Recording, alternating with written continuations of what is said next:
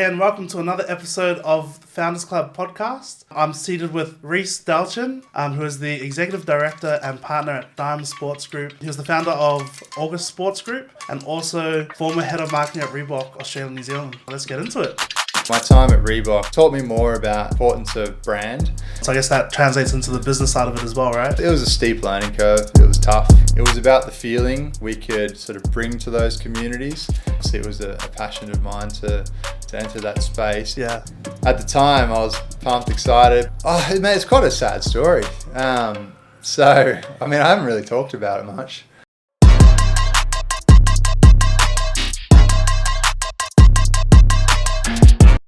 Reece, thanks for coming. Tell us a bit about yourself. I'm a career sports marketer, but I guess the passion for sports marketing started as a wannabe career athlete. I grew up playing a lot of sport. I was a soccer player predominantly.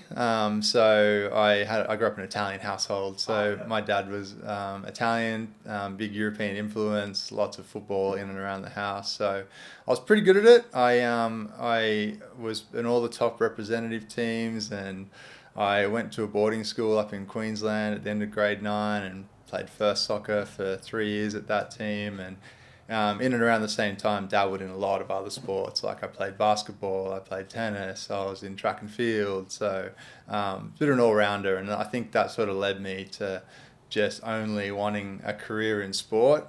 Obviously, initially it was like, I want to play sport, I want to do this for a living. It didn't work out that way, but I ended up transitioning into a career in sport through business. But it didn't start there either. Like I started, as I think a lot of athletes do, and when they're sort of navigating their path, I actually started in performance. And when I originally left school, realized I was going to make it as an athlete, I looked at the performance pathways where I thought I wanted to be and went out about getting some certificates in sports strength conditioning and personal training, and sort of started my career there, and was pretty fortunate enough to have a really solid influence in a guy named Steve Nance, who a very close friend of mine, Johnny Nance. His dad is Steve, and when we were at school, Steve was the head of performance for the Wallabies in rugby, and he went on to work in performance for the Broncos, was with Fulham in the English Premier League, and lots of other roles throughout Europe in the France Super 14, Super 14, or Yeah, I think I can't remember which league that is. So France Super 14 and other roles in rugby league in the UK. So I worked with Steve for a little bit. He had a company called Fitnance. I would have been 19, 20 years old. Oh, yeah. And that was like my introduction to working in the professional sports world, because at the time he was at the Brisbane Broncos, and I was a personal trainer working sort of within his studio, and we used to have a lot of the young Broncos come through who were either on rehab or return to play programs, or anything that required them to sort of train out of the studio or away from the Red Hill environment. And that was sort of like my first introduction to the pro sports landscape, and having a good mentor like Steve sort of walk me through it, who was quite hard at times as well, but them's the breaks. Like, you got to learn somewhere. That's all part of, like, in sport, there's a lot of that pushing, and there's no giving up. You got to be hard on all the athletes and so on. So I guess that translates into the business side of it as well, right? It's a competitive environment. Yeah. It doesn't matter who you are as an athlete. Like, sports, one of those non-biased, equal playing fields. Yeah. Where you're in a team environment. Egos are rife, but that's the role of good coaching staff and good performance staff and team leaders within their roles and within that structure.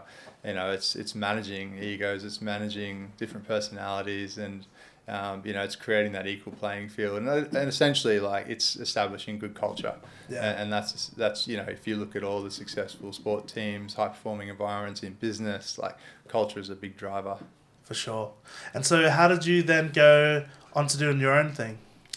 Well, I left performance, the strength conditioning, personal training side.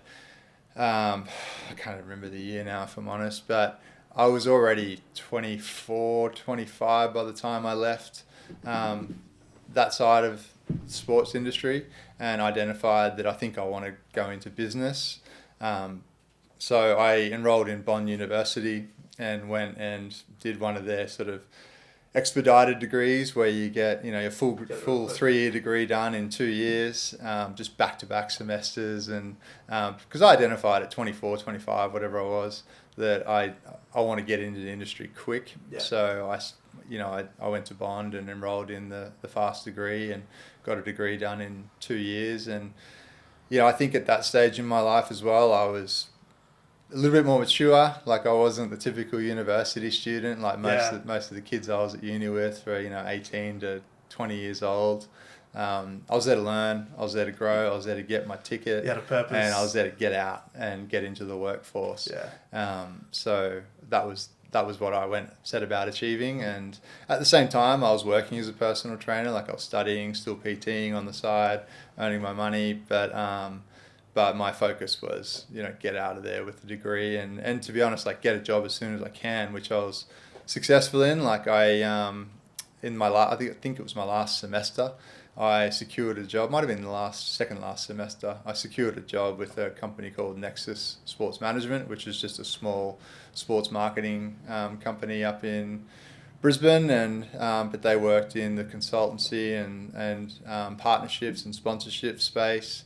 And that was like my introduction to sport, and I networked my way into a position there, unpaid. Like I wasn't getting paid for, I want to say, nearly 6 months. Like it was a long time. Real hustle. But it did transition into a entry level paid job shortly after that when I finished my degree, and then I set about navigating the world of sports marketing.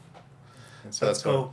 It wasn't easy. I mean, I don't think sometimes when you set out with a ideology on like what something is, and I think like a lot of people who maybe look at the sports marketing or athlete management space, there's a perception where it's like fucking Jerry Maguire, like that's cool. I want to live that life, but I mean, there's aspects of it, but it wasn't that for me when I first started in the industry. One, I wasn't working as an athlete manager.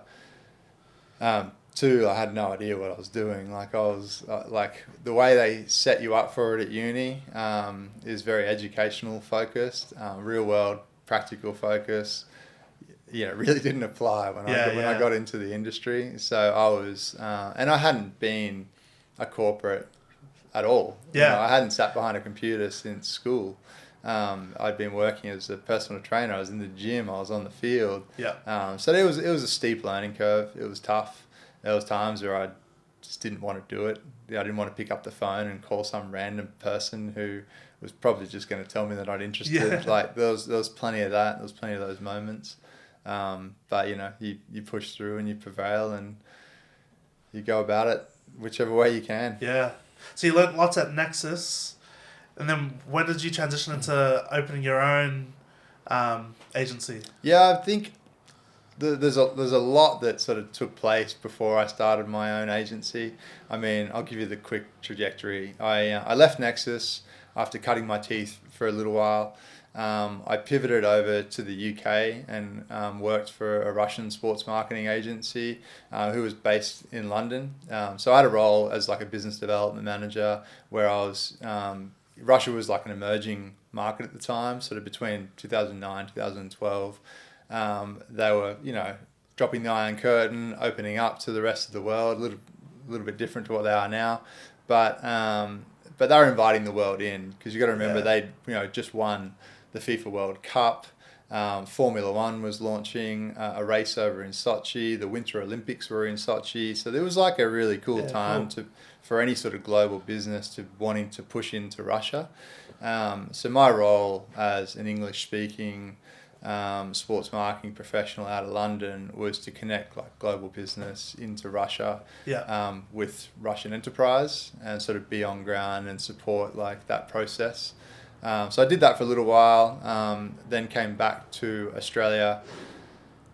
I think it was end of 2011, start of 2012. I have to cross-check my dates a little bit and did a little bit of consulting work, so dabbled in like running my own program and then worked at Reebok as the head of marketing for Australia and New Zealand for a period of time, and then after that I sort of went into business and sports marketing and athlete management. Cool. Well, let's go back to Reebok. Yeah. What was it like being the head of such a well-known brand? I mean, it was cool. I definitely got thrown in the deep end a little bit.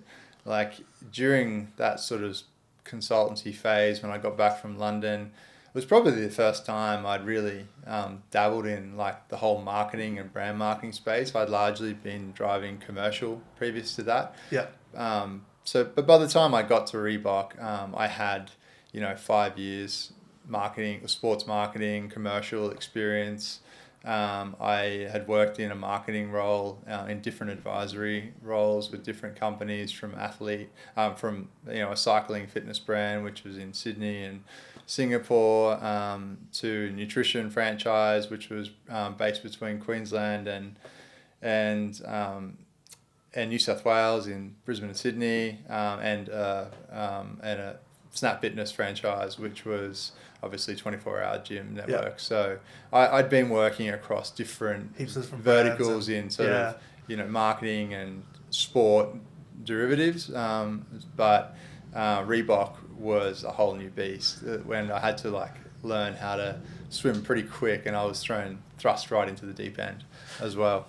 As the head of marketing for Australia and New Zealand, was there a lot of freedom that you could do, or was it a lot of it driven from HQ in the States? Look, a lot of it was driven from HQ in the States from a strategy level.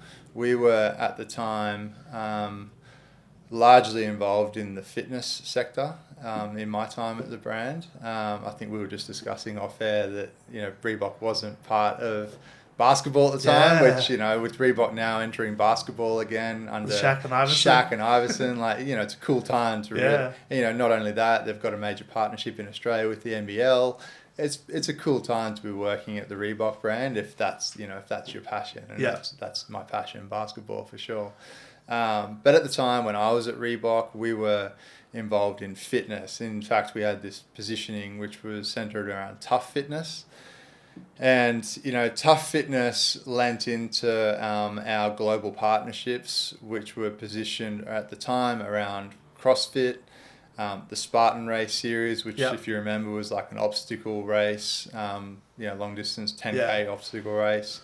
We had a fitness alignment and licensing program with Les Mills, which was the group fitness conglomerate. And we also, in my last 18 months at Reebok, before I left, we'd signed a long-term deal with the UFC, the Ultimate Fighting Championship. So our strategy was pretty clear that we were, obviously a footwear and apparel brand, but we were diving into this tough fitness category, and we really looked at it as like an opportunity to own some space, because that whole industry is very competitive, and at the time you had big brands like Nike and Adidas and Puma, and there's a lot of competition there across different sectors, and Reebok identified, which at the time was a winning strategy, that fitness and tough fitness was a win-win for the brand, and we had some success there. Yeah, and that whole sector of,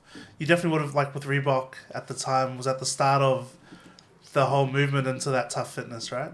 Yeah, I mean, it was. They were already partnered with CrossFit. They already had these partnerships established as a global strategy. So my role as the brand marketing manager for our region was to execute against that strategy.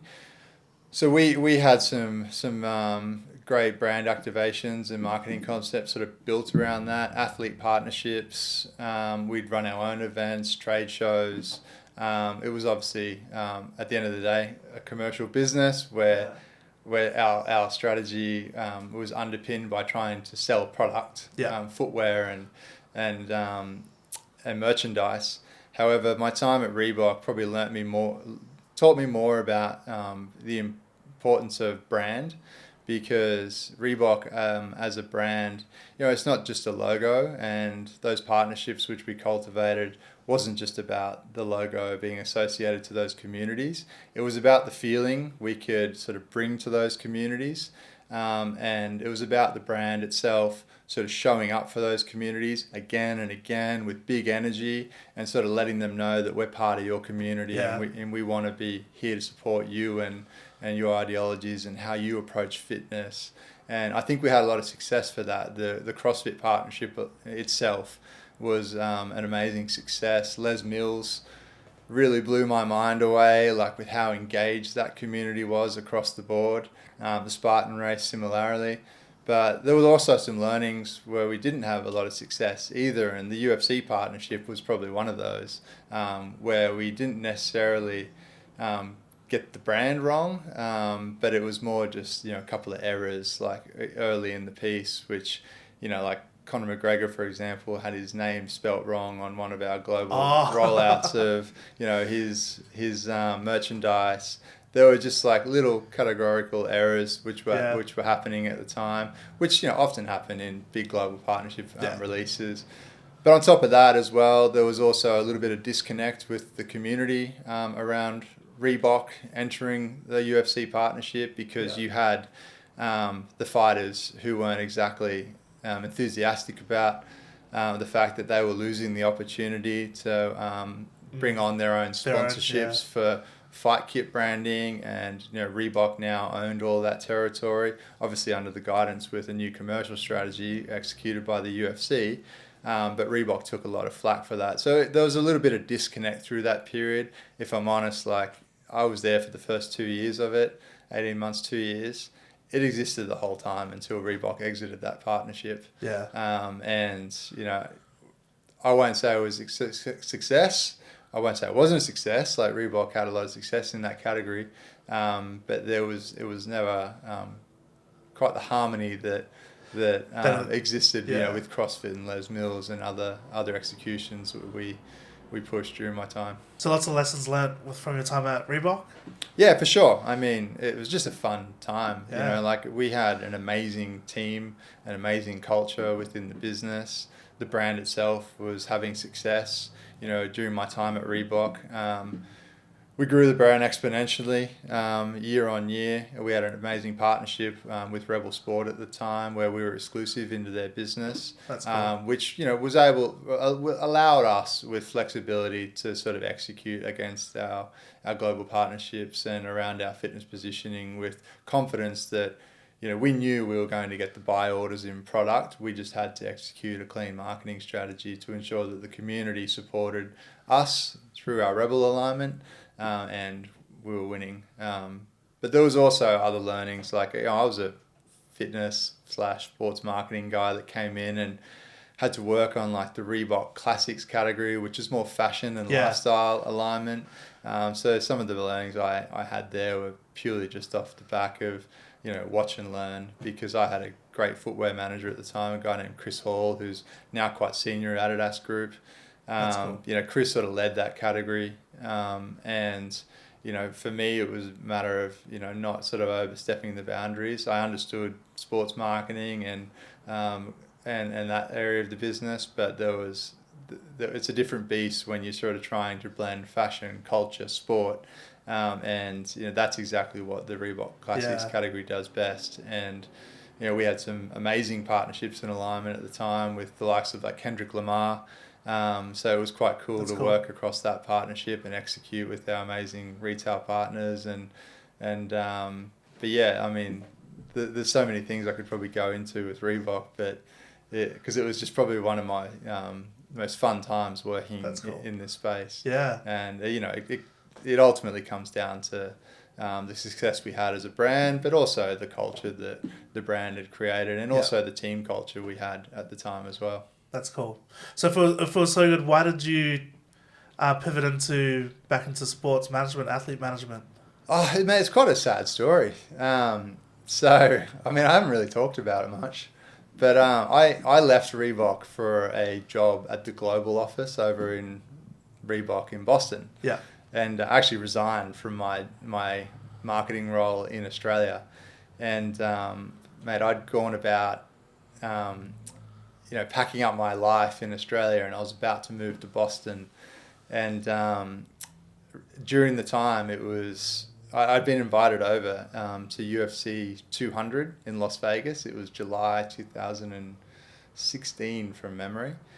And I was at UFC 200. The UFC had just announced that they'd been acquired, and the Fertitta brothers had sold the UFC. And I remember at the time I actually asked one of my senior executives within Reebok that had hired me to the global role over in the Boston office. I was going to be charged with heading up one of the divisions of the combat sports category around major marketing activations around the US and the category. And at the time, I was pumped, excited, but then I said, "Oh, look, does the acquisition and maybe a pivot in the UFC's global event strategy affect my role at Reebok?" And he's like, "No.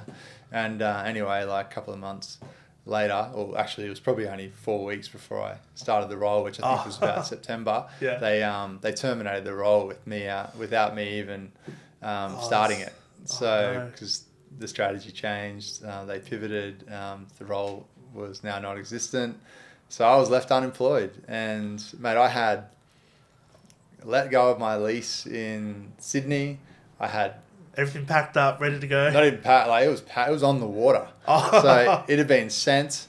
So it was gone. It took months to get back because we had to turn it around once it got to the US and bring it back. So I was out of there, and it was a weird time because I was now unemployed. I hadn't been unemployed for quite some time, and but during my time at Reebok and working closely with the UFC and some UFC fighters, I'd recently signed Robert Whittaker to a Reebok partnership. I knew Rob's team pretty well, and I just made a casual approach over to Rob's team and said, like, are you looking for management and would you be interested in it? Obviously it was a passion of mine to enter that space. It had always been a passion of mine to maybe cross that boundary at some time, and lo and behold, I ended up, in the role of managing Robert Whittaker as my very first athlete client. It's not bad. It wasn't bad. What were some of your biggest mistakes then when you were trying to learn the ropes? I wouldn't necessarily call them mistakes. I think one of the smartest things I did before I took Rob on was I aligned to an existing management agency who took care of celebrity. They didn't have a sports division. I knew the founder of that company, so I sort of got the backing of at the time an agency that had experience in that sector. So I was able to somewhat have a little bit of security, knowing that I was supported by people who had the right frameworks. Knew exactly what they were doing in this space, and essentially that's sort of how I kicked off in the industry. But I mean, managing athletes and managing staff is a little bit different, and I think probably the area that I got wrong really early on is not managing expectation closely enough.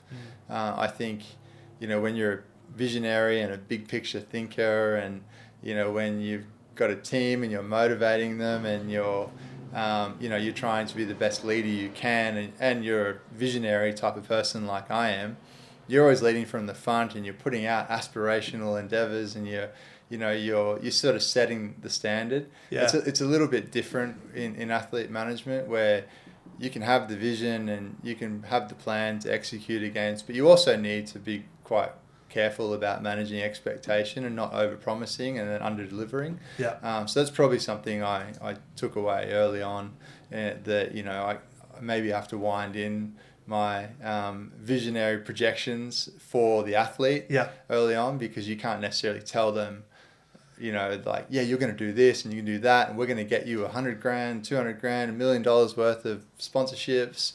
I can see it. I guess especially when it's not entirely in your hands, because it depends on the performance of the athlete, what things they win, and so on, right? Yeah, always. I mean, 9 times out of 10, 10 out of 10, it always comes down to the athlete. I mean, athletes aren't just in fights. They're, they've got a platform with that fight, and it's what they do with that platform that ultimately sets them up for the next phase of success in their career. We're there to, help structure that career path and, address what to do with that platform when you get there. But it's not always as simple as turning on the tap and all of a sudden you're having all this success. It doesn't really work like that. Yeah. So you've got to be careful about managing expectation and also just understanding that a clear career path and blueprint is sort of necessary to follow. Every now and then you get the athlete who just jumps 5 steps for sure.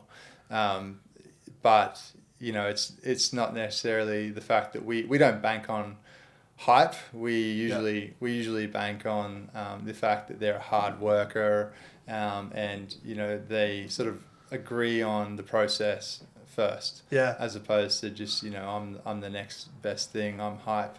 It doesn't always come down to hype. It comes down to will and want and hard work. So when's the best time to, I guess, how do you get an athlete, and when's the best time to get them on board? There's all different stages. I mean, we're, as an agency ourselves at Diamond Sports Group, we're like a boutique agency. So, I mean, there are a lot of agencies out there who might sign really young and who will develop and bring them all the way through to their careers. We're a boutique agency. We're not, we're a young agency, so we're not necessarily like always looking to sign young. But what we'll look for is commercial opportunity, and also an alignment in our management capabilities, and if we think we can get a result for them. Because whether they're a 17-year-old up and comer or a 30-year-old mature athlete, excelling on the scene or the sport they're in, the management responsibilities are pretty similar. And the amount of time and effort and energy that goes into a client is pretty similar. Well, it should be. It doesn't always work out the case. Obviously, the busier an athlete, the bigger the profile, the more time, energy, effort. There's just more going on with that client. But similarly, you need to focus on young developing talent as much. And so it doesn't always work out that, with our strategy anyway. We want to make sure that we can potentially get a result for that client if we're going to work for them and with them. You've got some notable athletes that you work with? Yeah, I mean, in the history of clients I've worked with, particularly on the combat sports side, we've had some success over there. I signed Robert Whittaker very early on. He was already at the UFC. He obviously won Australia's very first UFC middleweight world championship while I was managing Rob. Worked with Alex Volkanovski for nearly 3 years. Again, Alex was already fighting in the UFC when we picked him up as a client, but worked very closely with Alex all the way through to his initial world championship when he fought Max Holloway. I've worked with Martin Ewan, who was a 2-division champion and multiple-time world champion in featherweight and lightweight at one championship. Worked with Rob Wilkinson, who's still a very close and client of mine and a close friend of mine now as well. We've worked together for many years. Rob was former UFC. Started working with Rob outside of contract. He'd been dropped from the UFC after a 2-fight skid, and we put a plan together to ultimately put him back on the global scene, signed him to the Professional Fighters League, the PFL. And, in 2022, he burst back onto the scene, went on a 4-fight win streak, knocked everyone out, won the 2022 World Championship, won the $1 million prize check at the same time. And, Rob's gone on to, continue that legacy that he's starting to establish over at the PFL. And he was only lost 2 fights over there in a 3.5-4 year period. And he's still in the game and doing really well, and we expect big things. Rob puts a lot of goals and lays out his own path pretty clearly. And so I know he's going to come back pretty strong. That's cool. Is it different when you're at a sporting event before you're an agent, and now if you're at a sporting event with someone that you manage and it's their event? Like, can you still enjoy it? I guess. Ask my wife that question. Yeah. Man, that's a good question for my wife. Man, it's like nerve-wracking. Combat sports in particular, a fight's a fight. If you're an AFL player, a basketball player, obviously it's nerve-wracking. But the worst thing can happen in a basketball or a footy game is, outside of the risk of injury, of course. Yeah. But it's a win or a loss, and you get a whole week to get back to training and reset your mind and go into the game the following week and do it all again. You win that next game, you get that feel-good high again, you're back on track. Combat sports is a little bit different, the consequences are high. Yeah. The stakes are high. The consequences can be like lifelong injuries, death. Yeah. It's brutal. You watch any of those UFC, PFL, like high stakes, even domestic level high stakes fights that go 5 rounds. It's a brutal sport. You get an elbow in the face, nose broken. It's tough, and that's every fight. And the consequences of that could end your career. Similarly, it's a tough sport to break into the global scene. One loss, 2 loss, 3 losses, and you've set yourself back maybe years in developing to the global level to really get a proper look in with the UFC, PFL, or any other major global promoters. So consequences and stakes are high, and you don't get to roll into another fight the week after. Yeah, it's like months of training for the one fight. Months training. And then months of recovery, and then trying to line up the next fight. Yeah, exactly. And but the one thing I'll say about combat sports athletes is they're resilient, they're extremely dedicated, they're amazing people, very respectful in honing their craft. Yeah.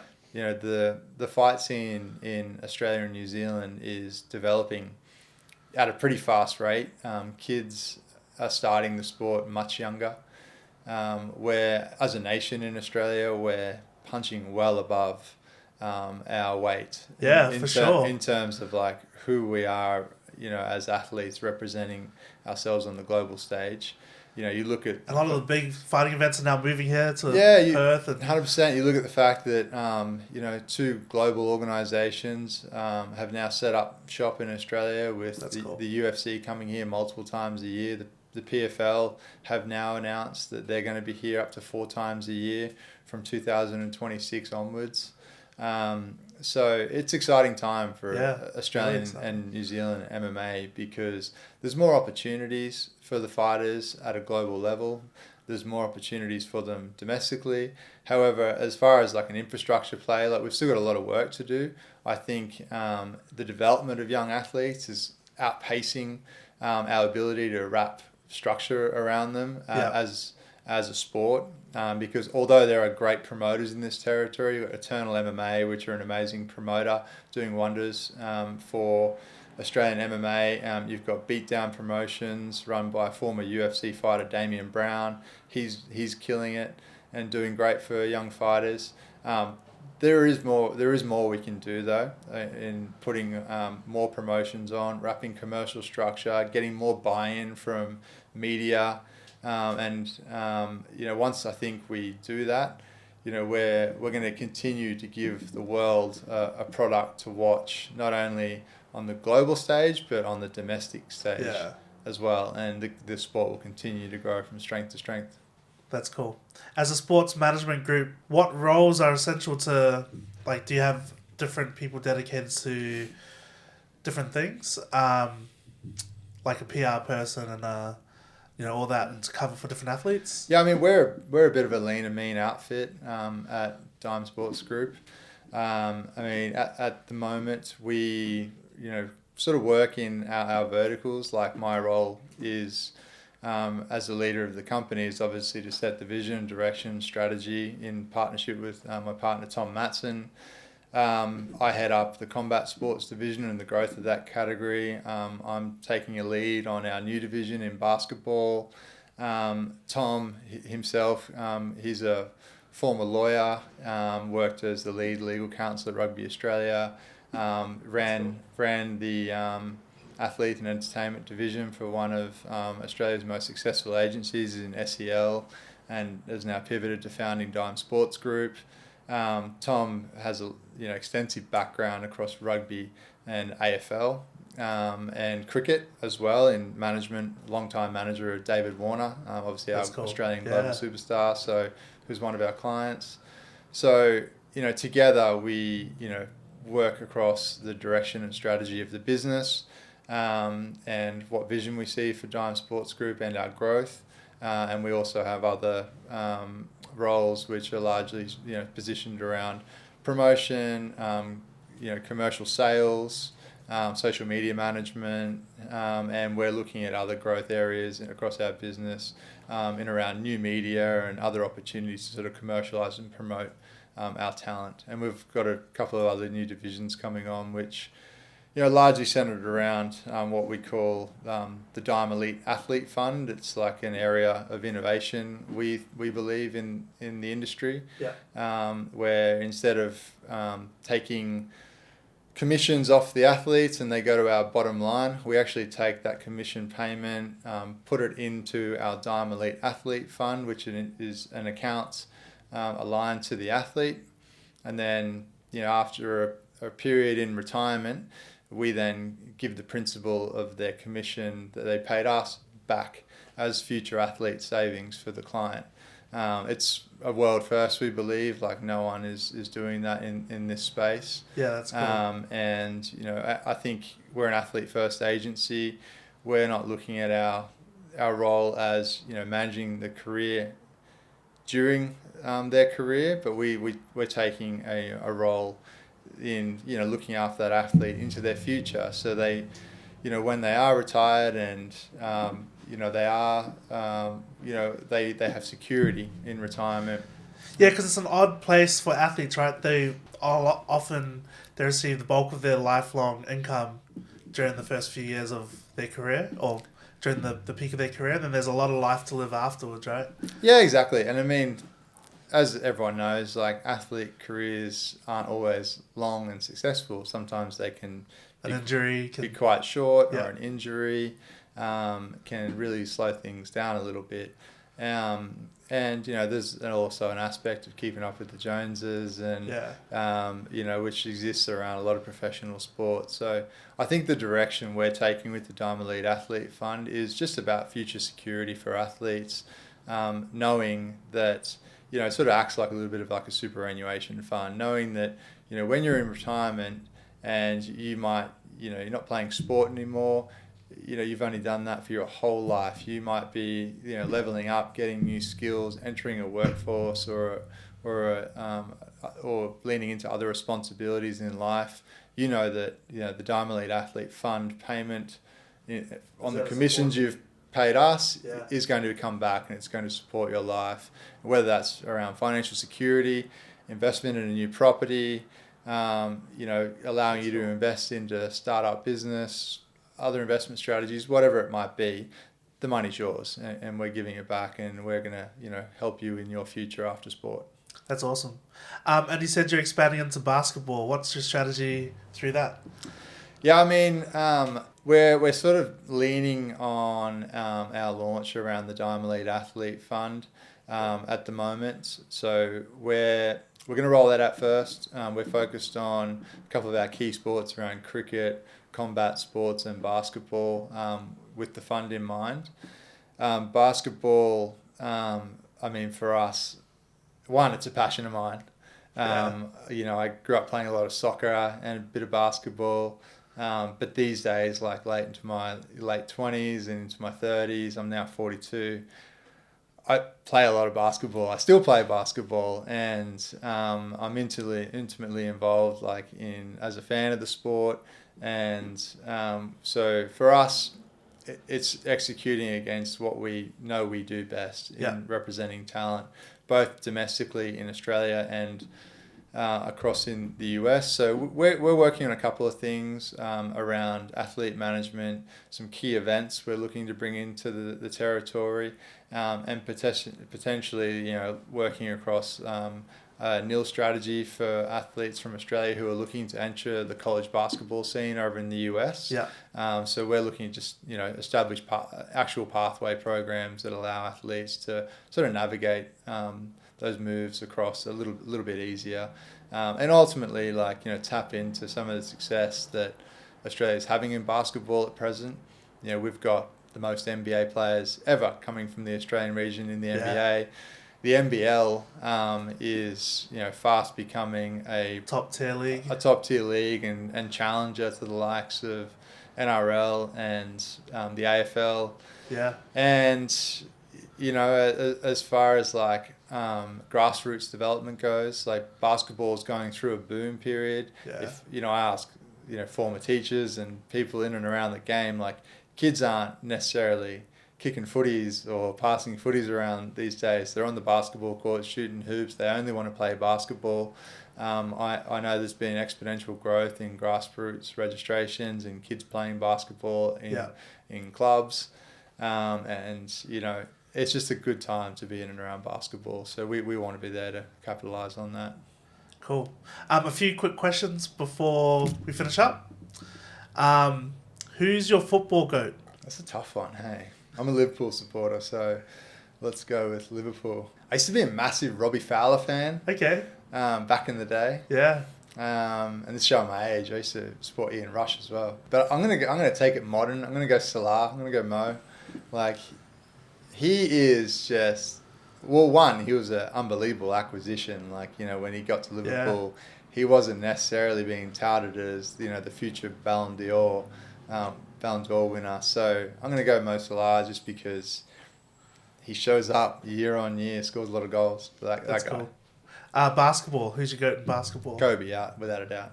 Kobe. Yeah, massive Kobe fan. I was fortunate enough to get down to the event in Melbourne that Kobe spoke at year prior to his death.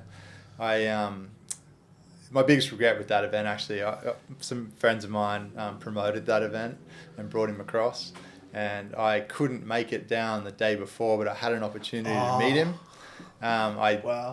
Just at one of the private events. Yeah. I didn't go. I couldn't make it. I had some other work on. I flew in on the day of, went to the event, sat 3 rows deep, and he was like right there, and got to watch him speak. And I mean, I'm around professional athletes like all the time. I speak to them regularly.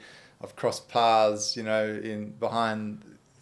the back of the UFC events and seen like proper celebrities, and it doesn't necessarily faze me. But when I was in the presence of Kobe, man, I reckon I was nervous, like sitting that close. In his presence, right? It was like a legit aura.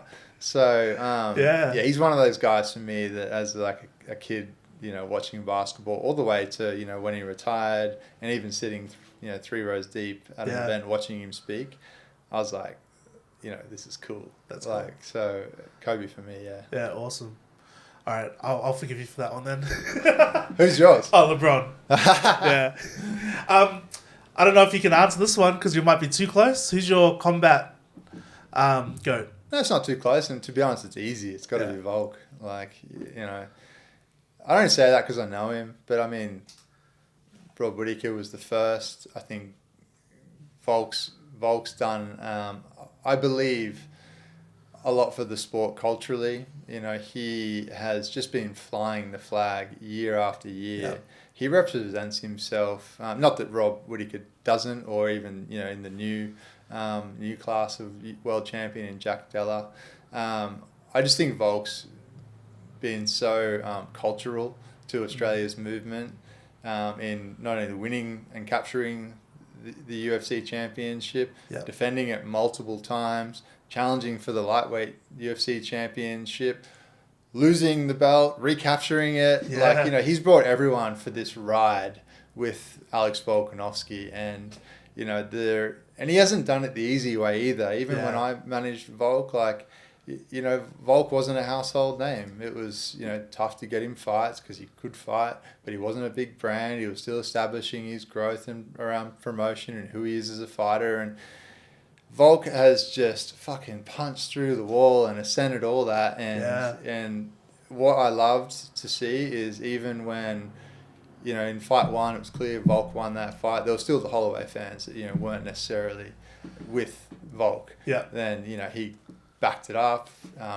questionable defense, but he got it done again. Again, the Holloway fans didn't necessarily want to get behind him.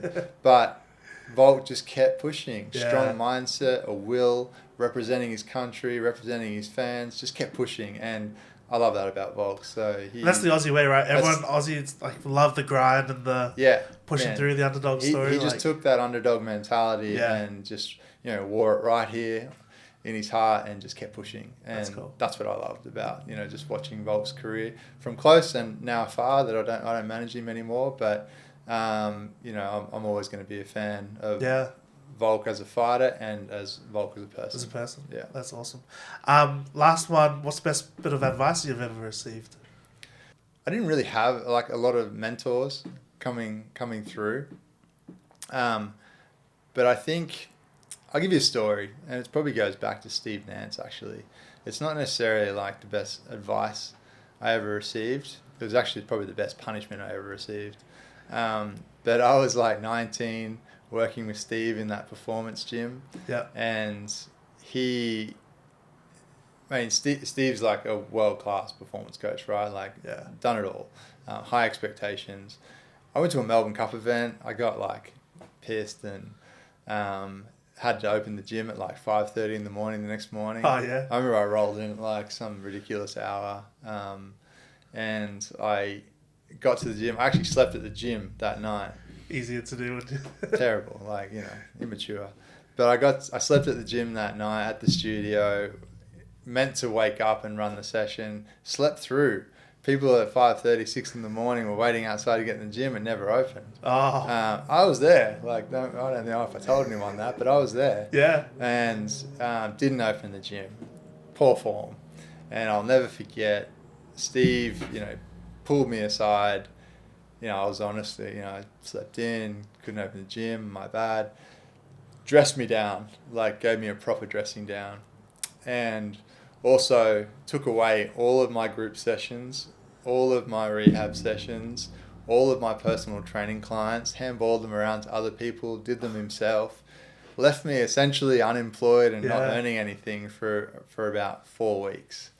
And I remember I basically crawled back to him and begged and said, can I have my job back type thing, or can I have my clients back? He didn't fire me, he was just teaching me a lesson. So I think that was like a hard lesson learnt in really respecting your environment and the people around you, because I think I touched on it earlier around culture and work environments. Yeah. That ultimately is, I think, what breeds success. I think culture over product. You can have the best product in the world, but not necessarily the people or the culture to drive it forward. And I think that was a learning that I got from Steve, that, are you going to be the people and the culture of this business to help drive it forward? And, he taught me a hard lesson then. But for me, it obviously stuck. And it stuck. I walked away from that and was like, okay, I got to be better. I got to work harder. I've got to represent the organisation, myself, the culture of this organisation, and I'd like to think that I do that now. So, awesome. Well, that's all we've got time for today. Thank you so much. I've really enjoyed our conversation. Thank you. Appreciate it. Thanks. Nice one.